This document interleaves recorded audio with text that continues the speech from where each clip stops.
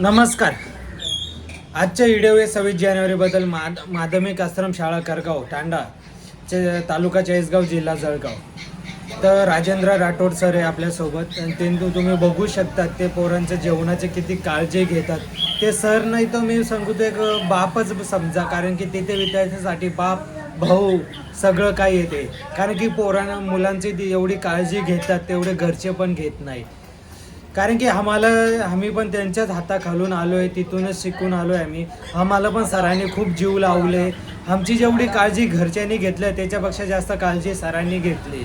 कारण की तुम्ही बघू शकतात आता आपल्या व्हिडिओमध्ये सर बघतायत की काय जेवण बनवलं, बुंदी जलेबी शेव जे जे गोष्टी बनवलेत त्या गोष्टी कशा प्रकारे छान झालं नाही झालं सगळ्या गोष्टी सर बघतायत.